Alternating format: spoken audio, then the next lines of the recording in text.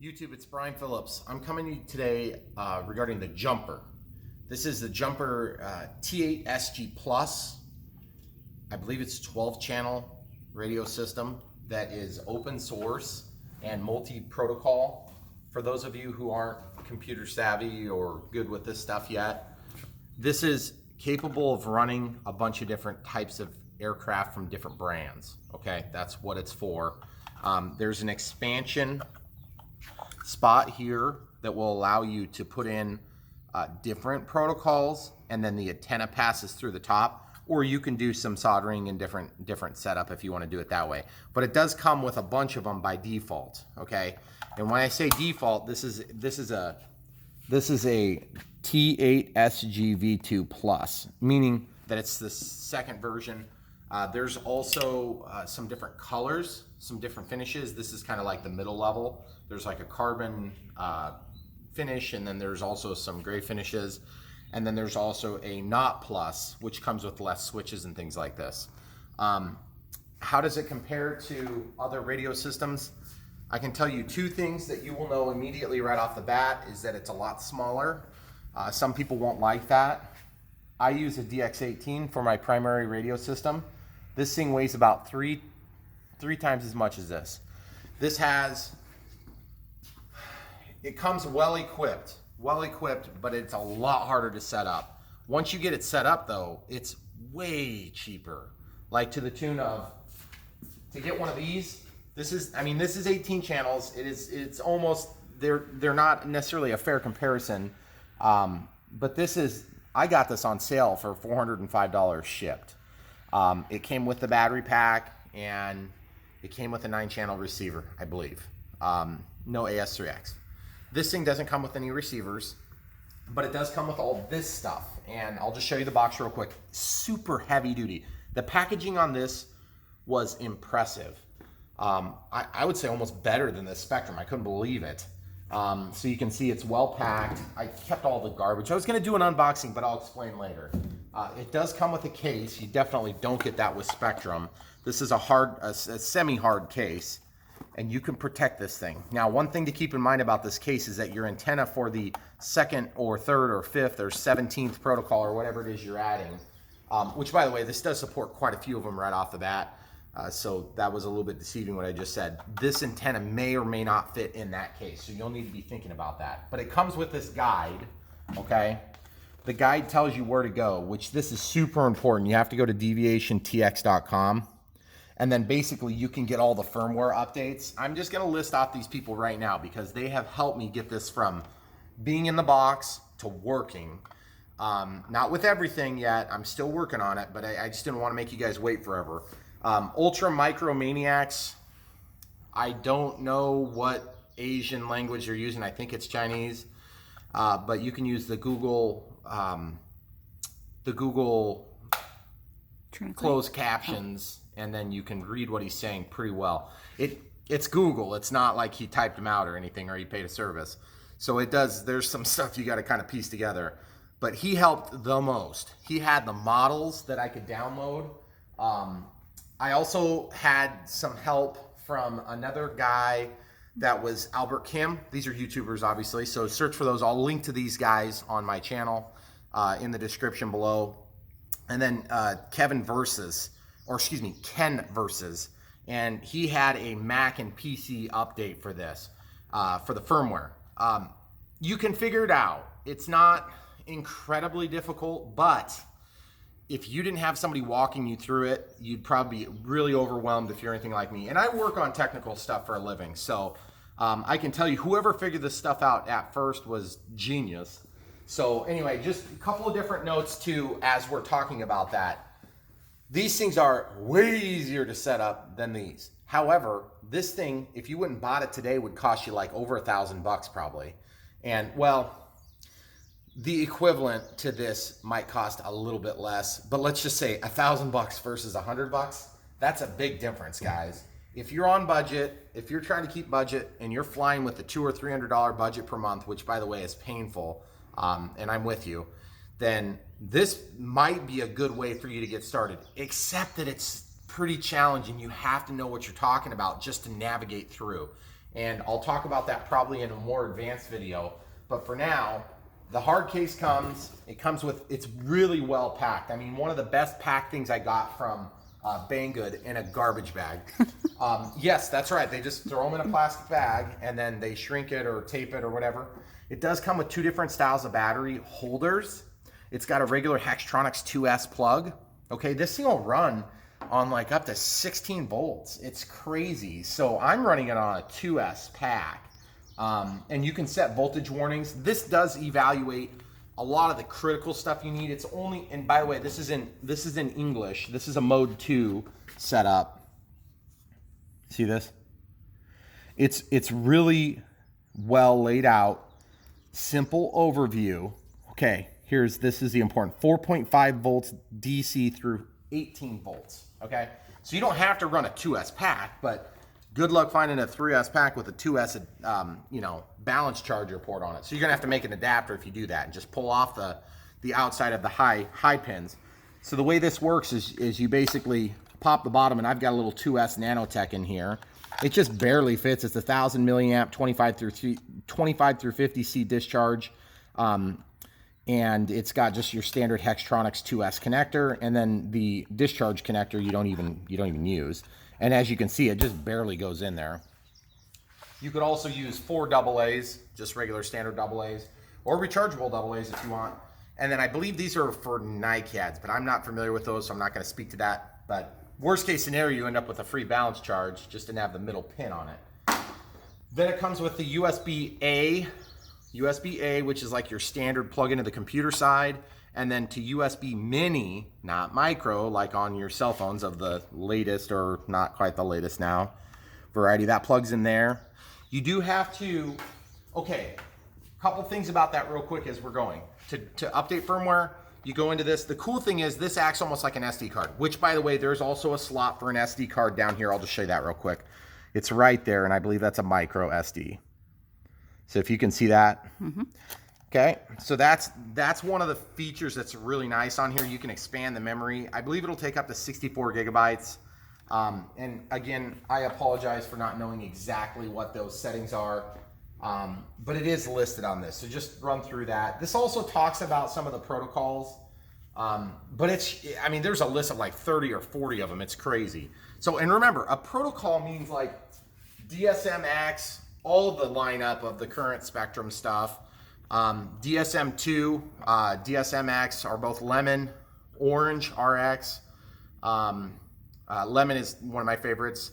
Of course, there's a variety. Redcon does DSMX, DSM2. I think Redcon might also do FR Sky. I'm not sure. But FR Sky would be like an alternate choice. And then, of course, like the OpenTX stuff. This is all running on OpenTX, which is just, it's not brand specific, locked down.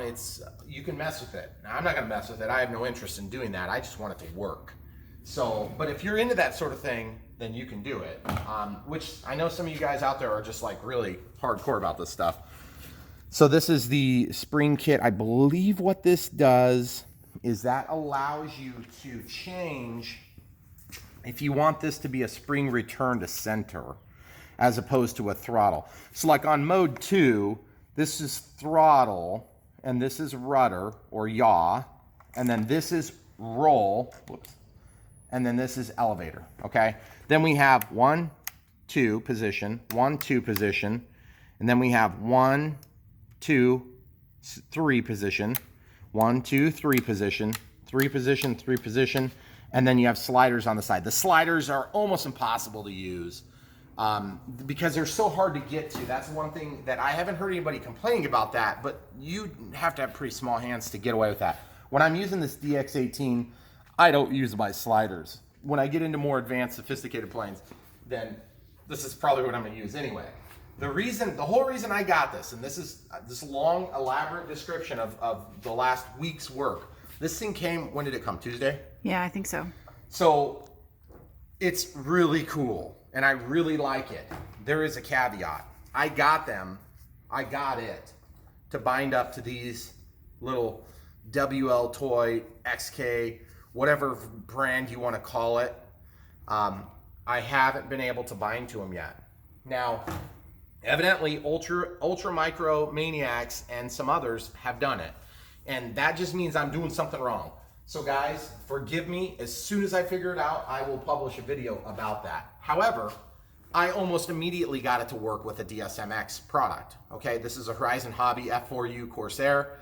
It happens to have a Sport Cub S Micro, which would be the great learning plane, okay, because it works really well. And I also got it to bind with the A800, which evidently this is a newer one that people just figured out how to bind to.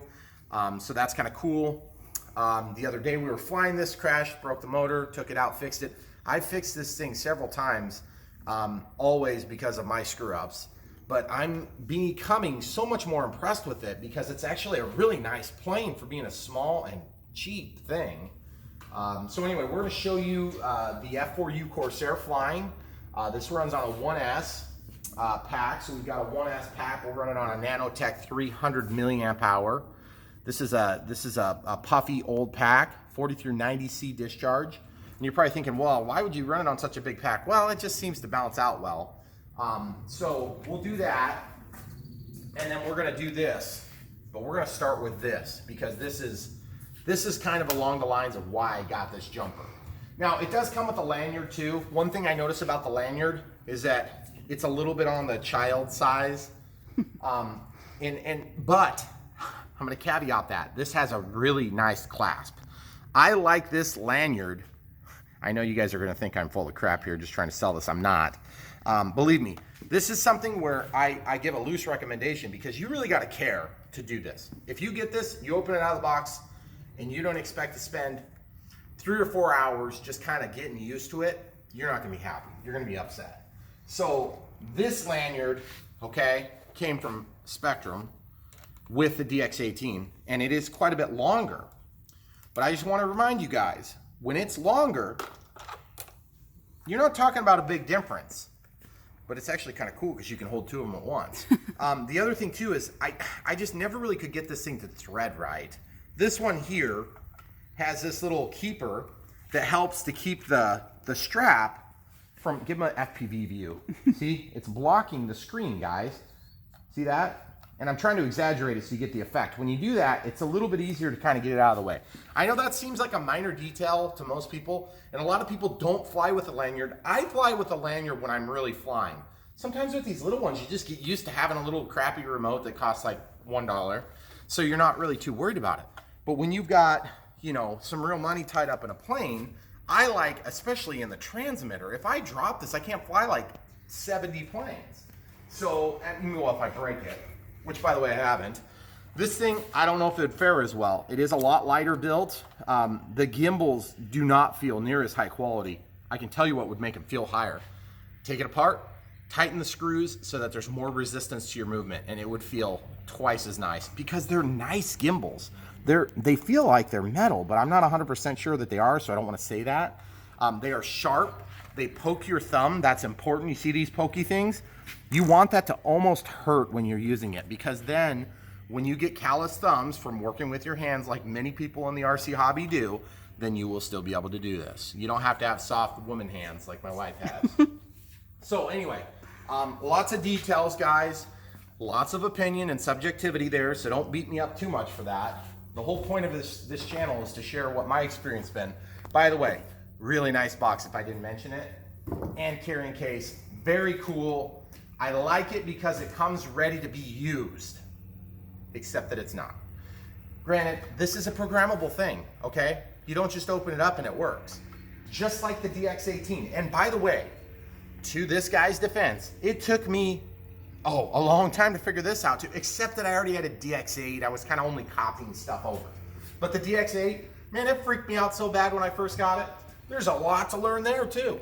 So we're gonna start with this, and what we're gonna do is we'll fly it on the A800 pack that came with it. It's a 300 milliamp, 7.8 volt, 2.22 watt hour pack. I don't know what C rating that is, but this is a 300, is this 300 milliamp? Yeah, 300 milliamp, so there's 2 cells in series. You got a balance charge. That's a regular Hextronics. You could actually run the jumper on this battery. Well, I'm not going to show you, but you could. Just take my word for it. And what we're going to do is, just so you know, I've got the XK8. Here, come out of the light so they can see really good. This OLED screen is easy to see for me, but maybe not on the camera. So we've got throttle cut on this particular model. Again, this one came from, I think it came from Ultra Micro Maniacs. And so what you do is you walk into the menu. There's an enter and a back key, and then there's arrows up, down, left, and right.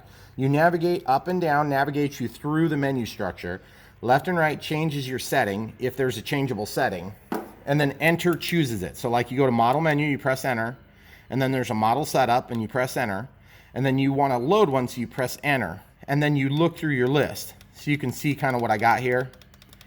This is, you will find when you use this system, that one of the biggest failures on this system, and it's not a failure, it's a preference, is that this thing is smooth. You will be fast when you use a Spectrum receiver, but you're gonna be 900 bucks less in your wallet. So that's like several planes. Anyway, getting back to it. So there's these different models, and all this crap can be pulled off the USB port onto your desktop, and you can manipulate the text right on a text document. It's not hard. And then you save it to the drive that's on this thing. It's not really hard. There are some Windows drivers that attempt to install a human interface, a human input device, like a mouse or a game joystick. That's also fine, but remember, when you're going to download this, you have to go back. I'm just gonna show you this one step. You press enter and you go down to USB and you press enter. Then it says press enter to turn USB drive on, and then you hear cha-ching on Windows. Okay, then you hear cha-ching. That's my simulation of computer sounds. So basically, right now, it's not using the USB. If you're not using the USB, Windows will think that this is a joystick. Be prepared for a long, tedious update process every time you plug it in. If you're gonna use this on simulators, which by the way, I haven't figured out how to use it on Horizon stuff, on Phoenix, but I was able to use it on some other stuff. I'm not gonna go into great detail just because I can't speak wisely about it. I don't remember all the details. Okay, so picking a model. So much to say about this thing, guys. Model menu, pressing enter. This is where you set up all your mixes. So we're gonna load the 8. Here, I'm gonna just load something different. You can scroll up, okay? See? So I'm gonna load that. So that's the XK, the Boeing 747, which is up a tree right now. I'll tell you more about that later. And so we're gonna go back into model setup, and we're gonna load, and then I'll scroll down to where I see the name. Now, just so you know, these are called Model 1 through Model 30 on your computer. So when you view this as a USB drive, you'll see the name Model 1, So you have to rename that and then just import the text document and change the text document to that name. It's no big deal. So I'm gonna press enter to select it. That's giving me a safe throttle warning. Safe throttle is, see how it's saying 96? I calibrate these sticks, okay? So there's plus 96%, there's minus 96. One other thing you're gonna notice about these gimbals, the resolution leaves a little bit to be desired compared to the resolution on the DX18. These things are not perfect either, but if you go to calibrate your sticks on this thing, it's gonna be calibrated for a few months. You calibrate your sticks on this, you might have to do that once every couple of weeks. But again, some people, it's not a big deal. It depends on how you fly, what type of expo you're using. Most people aren't using the outside of the band that much, except for the throttle stick. So you may want to calibrate the throttle range just a little bit from the bottom, and then the computer will think that that's 100% down, and then when you push it down, it's going to always say 100% on your display. Okay, anyway, back to the point. So you'll notice you have your trim indicators, which is nice. There's not that much trim. See?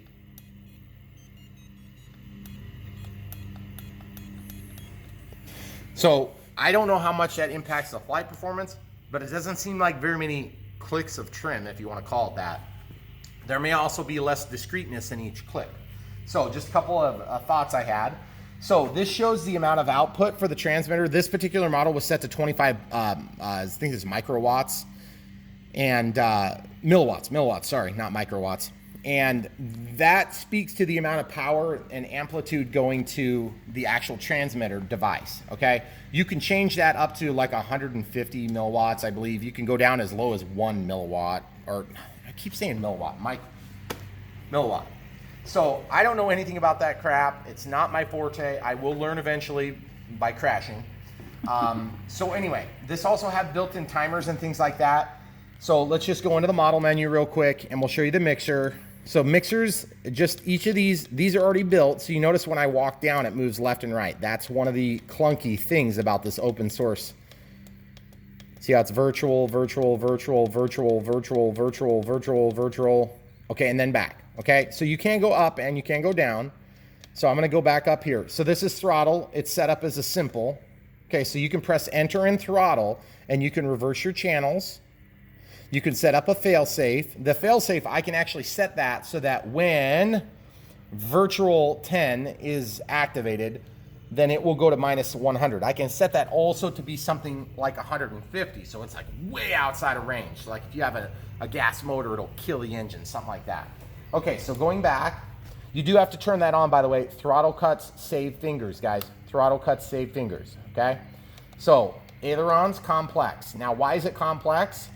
Press enter. You can see he's set up 2 mixes. Page 1 is none, and then the mux is replace, and the SRC is aileron, so that's the source is aileron. Okay, so you can see when I move the stick, the source changes on the little screen. They've got expo set up. The expo curve is 20, and then the scale is 100, the offset is 0, and then the trim is allowed. Okay, you can do a lot of that stuff in simple, then there's a mid, and then there's complex. Please do yourself a favor, go in and play with it. It's not the same as Spectrum. I'm used to Spectrum, so my preference is always Spectrum because that's what I learned on. You guys might think this is the best thing since sliced bread and Spectrum sucks. That's your preference. So I'm gonna walk out. We're gonna show you how this thing works. I have not flown it with this, but I have bound it. So last night I had to fix the brushed motor, which by the way, if you have to fix the motor on this sucker, it is easy. There's one screw on the nose, takes off the cone, the spinner, the nose cone spinner, then the prop comes off. Then there's a shaft, you undo 2 screws, the motor slides out the back with some work, and then you can fix what you need to fix. Super easy, really impressed with that. Okay, so you'll notice that this is off. I'm gonna plug this in. Hey, it's so weird, it's like a long video. I'm shocked. Yeah, totally shocked the camera crew. Okay, so this is gonna initiate. I'd like to make it level. It's on, and it's you hear it? Mm-hmm. Always check your control surfaces, guys. If these models come built wrong and you don't pay attention to what happened, it's your fault. Hey, we're gonna grab a voltage alarm. The voltage alarm will give us the capability of telling if this fits. I can't remember if this one fits in here. Because I don't want to get, okay, it does fit, sort of. Oh, maybe it won't fit because it's big. I don't remember. I have a smaller one too. But either way, let's just go without it. We'll just let it surprise us and crash to the earth. Oh, yay. I know, it's always fun. It is ironic, we go to film, we live out in this new piece of land, and the neighbor happens to be mowing this morning. Of all the mornings they could be mowing.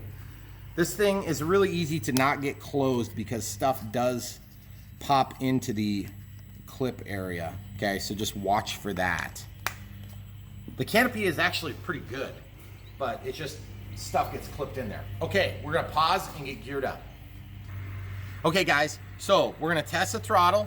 Oh no, it's not working. Well, that's because my throttle cut's on. So, see that? One other happy accident with my last crash on this thing is that the motor now brakes. You're welcome. Yes, that was all for you guys. I crashed it just for you. So, I don't know how this is gonna fly, but I wanna show you one other thing. He has this switch set up. You could hear that. You guys hear it?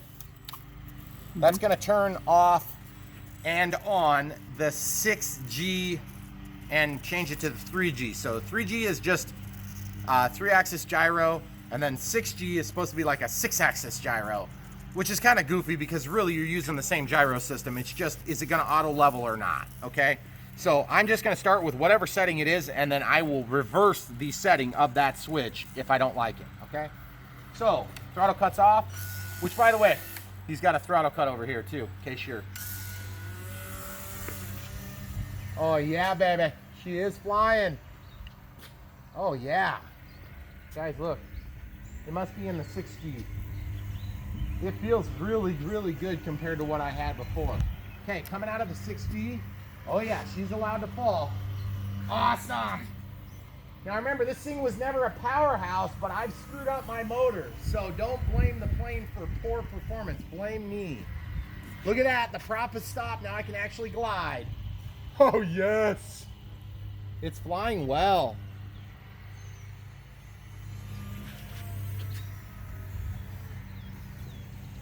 Here we go. You guys probably thought I was gonna crash there. Wait, I did too. So one thing I noticed about this setup today is that I think he might have a high and low rate setup. Whoa, whoa, whoa. That must be from flying near hospitals or power lines. Mm-hmm. I'm pretty sure it was a gust of wind. Okay, so now I'm going to turn on the middle setting of that switch and see what happens. It seems to be still more or less have some performance of auto leveling going on here, because when I let go of the stick, it kind of tries to fly itself. Now keep in mind, guys, for less than 200 bucks, you can be flying this plane with this jumper, okay? Which is pretty cool, and that's shipped from China. And when I say ship from China, obviously they might be shipping it from a Canadian side or a European side or wherever you are. So I trimmed a little bit on the rudder. Boy, that thing's looking pretty good. And there's some wind. I didn't think there was wind. Yeah. Okay, so now we're gonna turn on the full 6G. Now again, I think that the setting is such that it's just basically on or not. See, I'm using the rudder to try to coax it where I want. See guys, I don't know about you, but I fly with a lot of rudder. A lot. Seems to be doing pretty good though. Okay, out of that hokey behavior. Man, it does look nice. The performance is, I would argue, pretty good. I want to probably play with the Expo on the elevator just a hair. There's no deadband in the middle, which is really nice. Some of those XK products, they come with what appears to be a deadband at the center of the stick. And it's almost like it's easier for them to manufacture that than it is to put in a true Expo.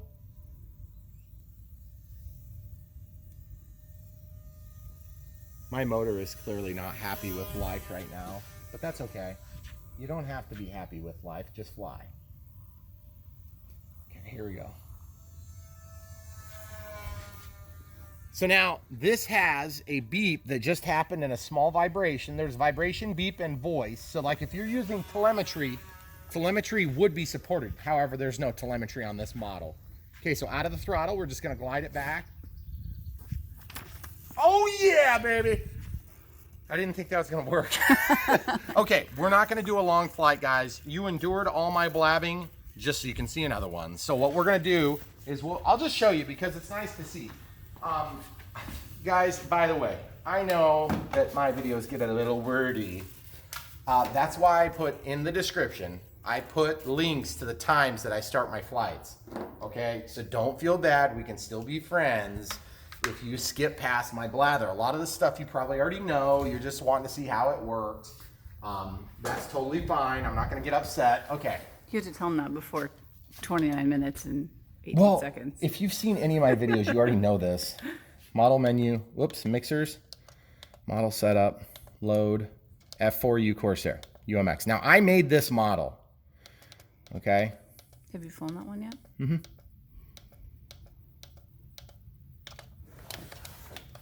I have flown it.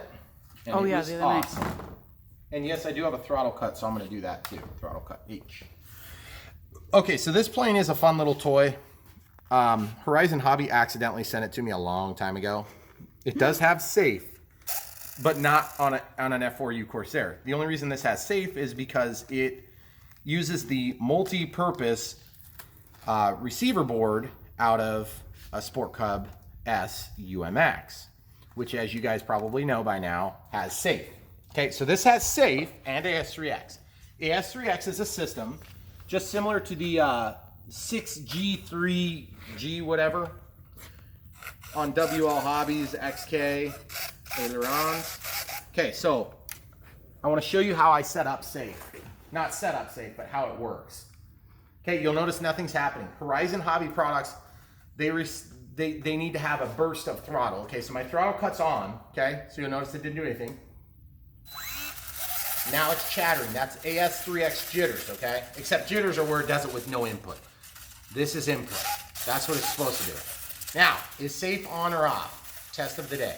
Safe is currently off, okay? How do you know? Because the ailerons are not attempting to level the craft, okay? Now's where I figure out which switch I use. There it is. Brings it level. Trying to find the quickest path home, okay? Okay? So safe is on this switch. I programmed it to D. All right, so we're out of safe for the takeoff. I'll just go ahead and put it in safe. Oh boy, that battery is not happy with me. We're gonna pause it and switch batteries. All right, guys, so we're back. We put another 300 milliamp hour pack in a Nanotech, same as the other one. Those things are old and crappy, so don't blame the batteries. It's just that they're old. Okay, so just so you know, it's a little bit windy. So this is just AS3X. This is safe, okay? So yep, you're right. You're like, hey, wait, that's not supposed to have safe. Well, it doesn't have safe, guys. I put that in from a Sport Cub. That's why it's billowing around stupidly. Okay, so here we go. So I've got Expo set up.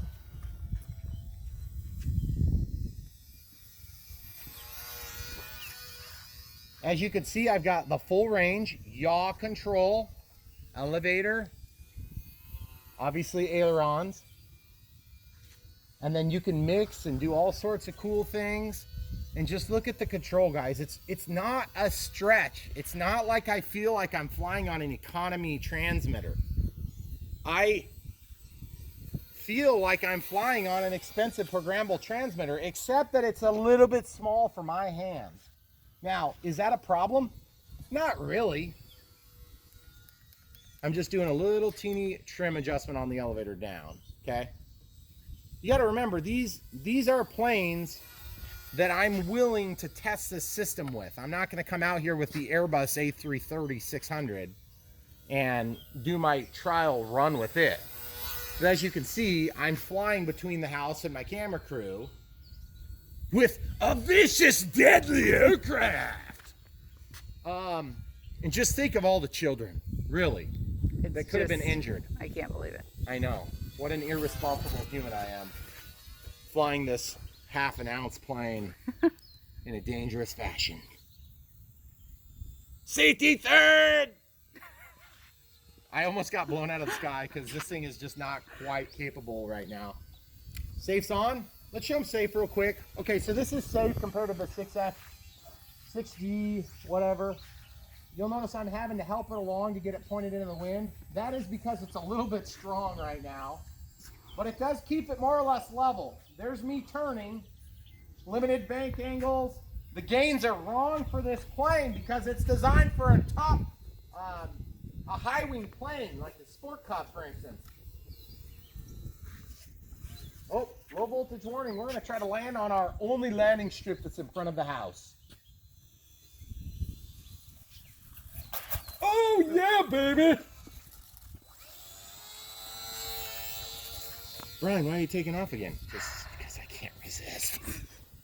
I can't help myself. We're gonna land on the big runway. You ready, camera crew? Yep.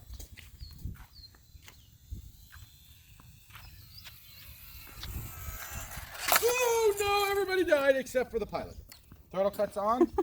So, in closing, guys, is this thing awesome for $100 plus or minus a few bucks? It's pretty awesome for $100. Is it free? Not $100 is not free. I know some of you guys are on tighter budgets than I am for RC, and I just think, is it enough to get you up in the air? Oh yeah, for sure. Is it everything that you could ever want in a radio system? No, but it's pretty awesome. Am I gonna like throw away my DX18? I like it still, but this thing is pretty awesome. For the price point, it's great. This thing is probably the little transmitter that I would throw in a backpack and I would take up on a hillside and slope with, unless I had complex controls or a really expensive sailplane. But either way, it would be awesome. And to be perfectly honest with you, for the price point, if I dropped it and ran it over with a tank, I can back up everything on one, you know, not several hundred kilobyte file, but I can back up the whole radio on my desktop with a computer. I get a brand new one in the mail in like 2 weeks and then plug it in and be done with it, or I can expedite ship it. It's not that big a deal. So you should look at this, think about it, get one if you like it. Probably not gonna get one of these. I don't even think they're available anymore. I don't think so. I think they're discontinued. But this is DSMX, guys. You can do any of the DSMX stuff, okay? So any of the new gear that's coming out, you can use this for it. And yes, you can run Safe Select because you have all the channels you need, up to 12, okay? There are no bind and fly planes from Horizon that are more than, I believe, 8 channels right now, okay? You can run all of them with this. That is a pretty big deal. Just go find an 8-channel radio at Horizon that's less than $400. And, well, you can do it. But you're going to get their bare bones. And by the time you get their bare bones, you might as well just buy this. So anyway, guys, in closing, good value, good radio system. Very disappointed that I couldn't figure out how to get it to work with my airliners, which was the whole purpose of the thing. But we'll get there, and when we do, we'll share it with you. Come back for more. Thanks for watching, guys.